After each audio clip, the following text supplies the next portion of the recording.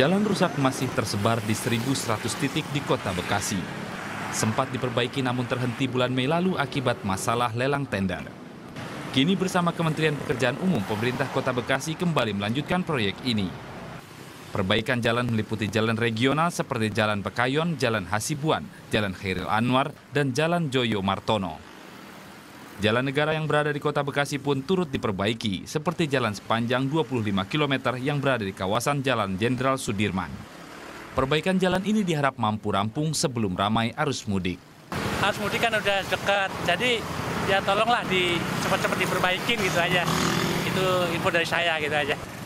Sejumlah jalur utama dan jalur alternatif di Bekasi juga masih diperbaiki. Jalan-jalan tersebut adalah rute langganan pengendara sepeda motor. Untuk perbaikan yang pada jalan nasional itu kita sudah lakukan pada 4 titik, sehingga mudah-mudahan pada saat H-15 itu kegiatan fisik sudah dapat terselesaikan. Kemudian jalur alternatif, jalur utama yang kedua adalah melalui Kalimalang. Ini biasanya digunakan oleh para pengendara roda 2. Berdasar data kepolisian Polresta setempat, jumlah pemudik yang melintasi Kota Bekasi akan meningkat 20% dari tahun sebelumnya, yakni sekitar 8,5 juta pengendara. Triswanto melaporkan untuk NET.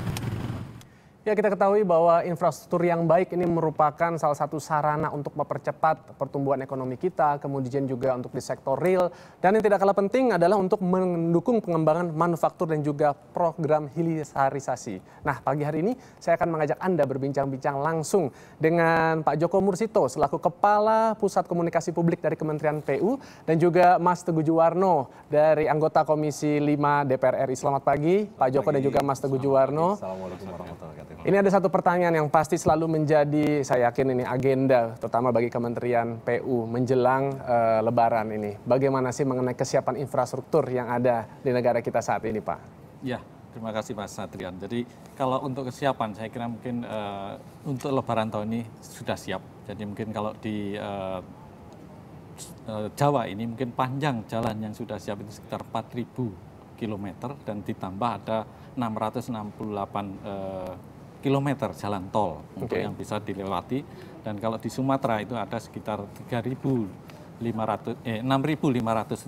kilometer ditambah dengan 35 jalan tol yang sudah ada siap untuk dilewati selama Lebaran menjelang Lebaran tahun ini. Oke, jadi saat ini tidak ada satu perbaikan yang mungkin signifikan yang masih menjadi agenda Kementerian PU, Pak? Kalau perbaikan masih ada. Jadi perbaikan, jadi kalau penanganan jalan ini ada 3 sebenarnya. Di mana aja tuh, Pak? Ada pemeliharaan rutin. Oke, baik. Ada pemeliharaan berkala. Ada peningkatan jalan dan ada pembangunan baru. Nah, ini tentunya setiap tahun itu akan terus berjalan. Jadi kalau untuk pelaksanaan kegiatan yang di tahun ini semua berjalan sama. Kalau jalur Pantura masuknya dalam yang mana nih? Pertama, yang kedua? Kalau Pantura semuanya ada. Jadi kalau di Pantura itu 4-4-nya ada sebenarnya. 4-4-nya ada ya. Jadi untuk pemeliharaan rutin itu kan kalau jalan ini kan dia punya usia. Jadi lifetime dari jalan itu ada. Jadi seperti gedung itu kan juga tetap ada pemeliharaan rutin yang harus dilaksanakan. Ada nanti secara berkala. Jadi setahun 2 tahun itu, kalau yang rutin itu hampir setiap tahun dilakukan. Berkala itu 2-3 tahun sekali harus dilakukan. Misalnya sudah ada lubang-lubang sedikit harus dilapis dan segala macam. Nanti ada peningkatan jalan itu juga sama. Nah, ada yang pembangunan baru mungkin sudah harus dirubah. Kalau sudah usianya habis tentunya harus dibangun, ditingkatkan, direkonstruksi lagi jalan itu. Tapi kemarin ini saya sempat juga mengikuti ada salah satu dialog di salah satu televisi kita gitu, dikatakan oleh Pak Joko Murjanto ya. Kebetulan namanya sama juga nih. Jadi di Kementerian PU ini ada, yang saya tahu ada 3 nama Joko di situ kan. Saya tahu menterinya Pak Joko Kirmanto, Joko Murjanto, dan juga Bapak adalah Bapak Joko Mursito gitu. Jadi dikatakan dalam bincang-bincang itu bahwa tidak ada kerusakan lagi, tidak ada perbaikan yang major, maksudnya dalam proyek terutama yang tadi kita bahas mengenai di Pantura, yang ada tuh hanya perbaikan-perbaikan minor saja. Padahal yang kita tahu banyak sekali masih jalanan-jalanan yang kami sudah data ini, Pak, yang masih berlobang dan membutuhkan banyak perbaikan, khususnya di daerah Jawa Tengah menuju ke arah Jawa Timur. Yang benar seperti apa nih, Pak? Ya, kalau untuk penanganan ini saya kira memang ada beberapa, masih belum semua sudah baik. Jadi seperti tadi, dari 1.300 panjang jalan yang ada di Pantura itu mungkin tahun ini yang sudah akan dibangun untuk peningkatan lagi atau rekonstruksi lagi dengan dibeton, itu karena memang beberapa daerah tertentu ini memang sudah harus ada perbaikan jalan yang harus ditingkatkan. Jadi kalau dari sisi kekuatannya juga harus ditingkatkan seperti itu. Jadi target kita memang H-30 ini semua nanti untuk pelaksanaan jalur di Pantura sudah bisa dilewati untuk persiapan Lebaran itu.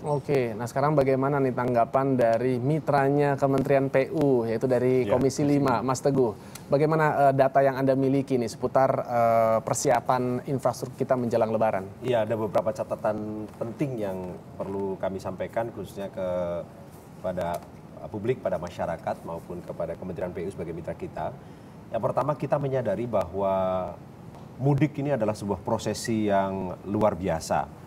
Dalam perhitungan atau catatan kami, kalau melalui kendaraan umum saja tidak kurang dari 15 juta pengguna, kemudian pengguna sepeda motor itu tidak kurang dari 9 juta, belum kendaraan pribadi. Artinya bisa jadi mendekati lebih dari mendekati 30 juta pemudik yang melakukan prosesi mudik pada sekitar 14 hari ini. Ini artinya kan sebuah kerja besar yang luar biasa. Nah, ketika kita bicara sebuah prosesi besar ini, dalam beberapa kesempatan kami di Komisi 5 selalu menyampaikan kenapa kita tidak pernah berbicara ini dijadikan semacam sebuah komite khusus begitu untuk bicara mudik, karena ini menyangkut nyawa, menyangkut keselamatan yang sangat besar yang harus kita pikirkan gitu. Yang kedua, dalam catatan kami memang ada kecenderungan yang membahagiakan di mana tingkat kecelakaan atau korban dari mudik dari tahun ke tahun bisa ditekan. Bagaimanapun ini bagi kami adalah salah satu parameter yang memang kita minta betul kepada khususnya Kementerian PU maupun Kementerian Perhubungan agar hal ini dijadikan sebagai salah satu ukuran keberhasilan dalam menciptakan mudik. Nah, yang ketiga tentu saja adalah kesiapan infrastruktur, karena ini lagi-lagi keluhan masyarakat selalu bahwa seolah-olah jalur Pantura khususnya ini adalah semacam menjadi proyek tahunan begitu kan, yang tidak akan pernah selesai. Kami yang ada di Komisi 5 sangat memahami, karena apa? Di Pantura ini setiap hari berlalu larang kendaraan-kendaraan dengan tonase yang amat besar. Bahkan kalau dibandingkan dengan kekuatan jalur Pantura sendiri, tentu tonasenya melebihi. Nah, ini adalah problem lintas kementerian, lintas direktorat. Kenapa? Kalau bicara kesiapan infrastrukturnya tentu adalah PU yang harus tanggung jawab. Tapi di sisi yang lain, Kementerian Perhubungan membiarkan atau memungkinkan kendaraan-kendaraan overtonase itu melintas. Nah, kalau kita kejar lagi, kalau bicara jembatan timbang yang punya tanggung jawab itu adalah kewenangannya pemerintah daerah. Nah, ini hal-hal yang bagi kita tidak bisa lagi kita biarkan. Mas Adrian tentu bisa bayangkan. Yang namanya jembatan timbang itu kalau ada mobil truk lewat overtonase, kemarin baru-baru ini ditemukan oleh Pak Ganjar Pranowo ya, sampai beliau marah-marah, ternyata di situ hanya dengan ngemel. Tetapi dari konsepsinya sendiri sebenarnya udah salah. Kenapa? Seolah-olah kita memberikan insentif agar orang melintas untuk menghancurkan jalan, karena kemudian kalau yang lewat itu melebihi timbangan atau overtonase, dia cukup dengan membayar. Padahal berapa sih denda yang diterima itu sebagai pendapatan daerah dibandingkan dengan nilai lebih dari 1,5 triliun yang harus kita keluarkan setiap tahun untuk membangun Pantura. Nah, ini dengan kata lain seolah-olah memang silahkan Anda melanggar, yang penting Anda bayar, ya kan? Nah, sedangkan itu pun tidak dilaksanakan dengan baik, ya kan? Nah, ini saya rasa harus ada sebuah konsepsi yang dirubah. Jembatan timbang apabila ke depan mau tetap diberlakukan, harusnya adalah begitu truk melintas yang over, turunkan barangnya di situ. Walaupun tadi Mas Teguh katakan bahwa itu merupakan wewenang dari pemerintah daerah setempat, tapi kan bahwa proses perbaikannya termasuk juga penambahannya, kemudian perawatannya, semua itu kan menjadi tanggung jawab dari Kementerian PU. Benar. Tapi apakah memang sudah ada koordinasi yang cukup intensif antara Kementerian PU dengan pemerintah daerah setempat, Pak Joko? Ya, kalau koordinasi sebenarnya sudah ada. Jadi untuk persiapan Lebaran pun ini juga kita selalu mengadakan koordinasi semua stakeholders stakeholders yang terkait. Jadi dalam rangka untuk persiapan ini juga dari Kementerian Perhubungan sudah melakukan himbauan kepada masyarakat. Gitu. Jadi himbauan untuk yang mudik ini tentunya mereka sebaiknya jangan menggunakan kendaraan umum, jangan menggunakan sepeda motor, lebih baik naik angkutan umum dan yang lain. Ini dalam rangka untuk mengurangi tadi beban yang ada. Kalau kita melihat memang di Pantura ini itu adalah visi rasionya, jadi antara volume kendaraan yang masuk terhadap kapasitas jalannya ini juga sudah melewati ambang batas yang sudah ada. Jadi ambangnya 0,5. Jadi kalau 1 itu sudah benar-benar stuck, sudah nggak bisa jalan. Pantura ini sudah mendekati 0,8. Pada batasnya adalah 0,5. Nah ini tentunya tadi sinkronisasi dari berbagai pihak ini tadi di dalam rangka melaksanakan kelancaran, ini juga tentunya tadi sama. Seperti disampaikan Pak Teguh tadi bahwa antara satu instansi dengan instansi lain itu harus kerjasama. Seperti tadi memang tonase ini juga sangat banyak sekali melewati batas ambang yang sudah ada, mungkin 2 kali 3 kali batas ambang yang sudah ada. Bahkan kalau kita melihat truk yang lewat itu ada yang panjangnya sampai 12 meter lebih, muatannya juga melebihi sampai tinggi sekali, dari keamanan juga susah. Nah untuk rute-rute ini juga tentunya kita akan lakukan bersama. Nah ini tentunya kalau sudah bisa dilaksanakan baik, usia dari pemakaian jalan ini akan lebih panjang lagi. Gitu. Oke, Mas Teguh, tapi kenapa wilayahnya dari jalur Pantura yang kita ketahui melewati ada 5 provinsi, kenapa kerusakan itu terjadi paling besar justru di wilayah Jawa Tengah ke arah Jawa Timur? Ada apa sebenarnya di sana tuh, Mas Teguh? Kebetulan saya sebagai wakil rakyat dari daerah Tegal Brebes, memang mungkin Pak Joko termasuk yang mencatat, saya termasuk yang paling cerewet urusan jalur Pantura. Nah, itu justru itu makanya kenapa Anda kami hadirkan di sini nih, Mas Teguh. Silakan buka-bukaan. Begini, Mas Adria. Satu, kita menyadari betul bahwa di ruas antara Jawa Barat menuju Jawa Barat, khususnya Jawa Tengah menuju Jawa Timur itu di sana memang paling banyak pemberhentian atau lampu merah. Kenapa ini begini? Jadi ketika truk dengan tonase katakanlah 40 ton, ketika dia berhenti, maka bebannya itu maksimal 40 ton. Berbeda halnya kalau dia lagi berjalan. Nah dalam kasus jalur-jalur di Jawa Barat, memang kita lihat tidak terlalu banyak lampu merah. Merahnya. Nah ini memberikan beban yang relatif merata begitu ya, sehingga kemudian kerusakan jalan tidak terlalu berat. Jalur sebagai contoh misalkan di antara Cirebon sampai Pemalang itu sangat banyak lampu merah. Bahkan tidak kurang dalam hitungan kita ada sekitar 20 traffic light. Nah, pada umumnya di tempat-tempat lampu merah itu pasti langsung ketika truk tersebut ngerem dengan beban yang besar, maka tekanannya akan menjadi sangat besar. Pasti di situ rusak. Maka selalu saya minta untuk ya sudah tolong dibeton saja. Namun kalau dibeton semua memang kita sadar anggarannya itu tidak bisa diselesaikan dalam 1 tahun anggaran. Karena itu untuk biaya beton 3 kali biaya aspal ya Pak ya.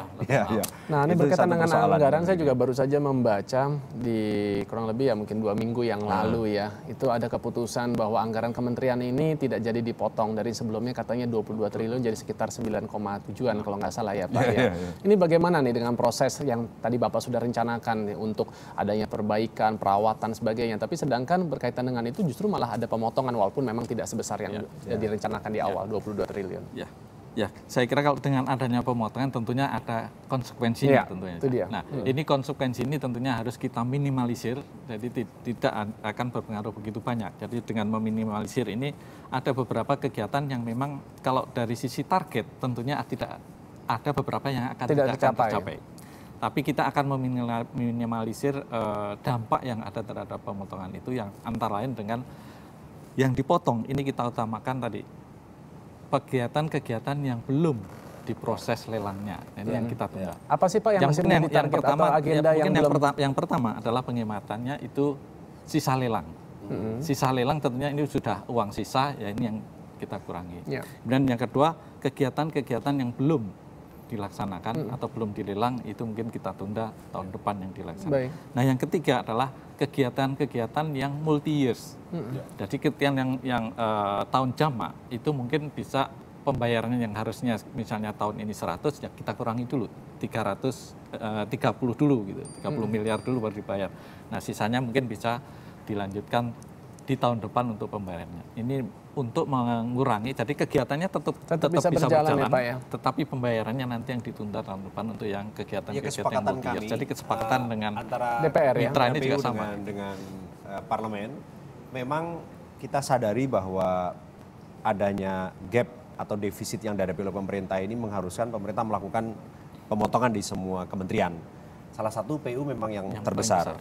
Namun kemudian dari hasil exercise tersebut kita berhasil menemukan formula yang mungkin bisa diterima juga oleh Kementerian Keuangan dan teman-teman di panitia anggaran, bahwa pemotongan tersebut seperti yang tadi disampaikan Pak Joko, kita prioritaskan agar jangan sampai mengganggu kepada prioritas-prioritas yang ada di depan mata. Salah satunya misalnya persoalan mudik ini kami anggap sebagai suatu prioritas. Gitu. Ya, jadi jangan sampai alokasi anggaran untuk persiapan mudik ini juga dilakukan pemotongan.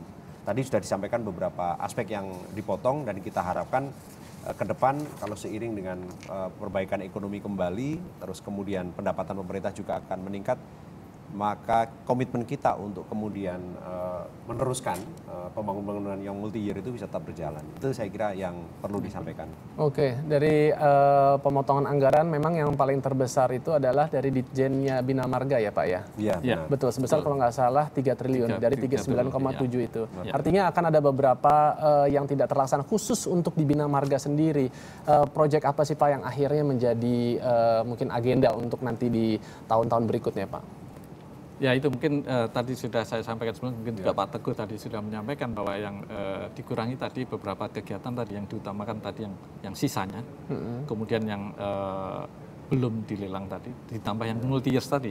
Jadi kegiatan-kegiatan seperti kegiatan pembangunan jalan di Sumatera, di Kalimantan yang dia panjangnya sangat ini dengan pembiayaan yang multi tahun, itu yang kita kurangin. Gitu.